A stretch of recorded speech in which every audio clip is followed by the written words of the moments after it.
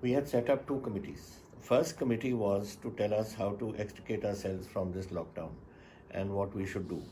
Now, that had a medical team of three eminent doctors and industrialists and other former administrators and all. And what they suggested was that we should let people out for a while. And we've done it for 4 hours a day because they said it was having a psychological impact, particularly on the young who were sitting for 40 days locked up. So this we did, and we allowed them to go into town and do their shopping instead of people coming with this produce to their houses. So that was the first one, and then they have suggested various things that we should do. That is one. The second was that once this COVID business ends, how do we get Punjab's economy moving? And that we had requested Dr. Montek Singh Ahluwalia to head a team, which he's done. And he's collected a very eminent team from all over the country and the world really of our people, and set up 6 working groups to produce documents for the various things, whether it's education or whether it's because colleges are closed, schools are closed, everything's closed. And then also how to get the economy moving, ma'am. Ma'am, I have 202,52,000 industry in Punjab and only 1.5% is working. So, that for these sort of things, how to get industry moving. Ludhiana, for instance, has been declared a red zone. So a 95,000 industry there can't work. And I think, ma'am, while the Montek Ahluwalia committee will take a couple of months to give this, the fact is that people are declaring zones sitting in Delhi without knowing the actual ground realities in Punjab. That's very true. Now, what is happening? I'll give you an example of Patiala. Patiala has 5 towns: Patiala, Rajpura, Naba, Samana, and Shatrana. Now, we are red, which is a fact, in Patiala city and in Rajpura. Naba, which is 14 miles away, is not red. There's no patient at all. Samana is 24 miles away, no patient at all. Shatrana, 30 miles away, no patient at all. They are also declared red.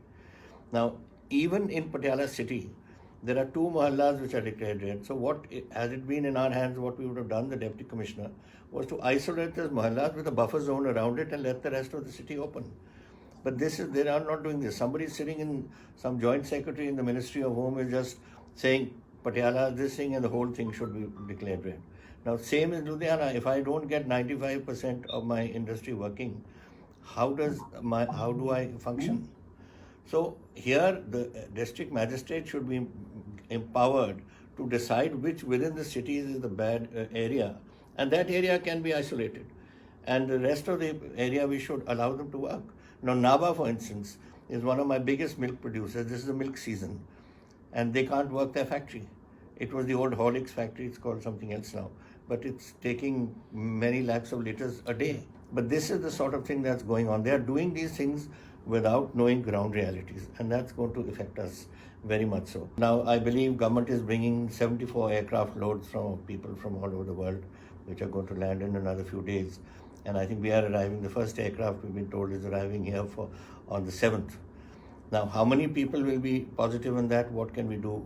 Our strategy at the moment is whoever comes, quarantine for 1 week in government quarantine. If absolutely okay, after a week, then he has to do 2 weeks home quarantine at home himself, so that the symptoms, if they show later on. That is so far. If you are positive, then you go for isolation into the hospital. Otherwise, you lead your normal life. That is what is happening. Apart from that, they've got 4 ships in the Gulf, which are supposed to bring the labor back from the Gulf. Now, that's only pure labor.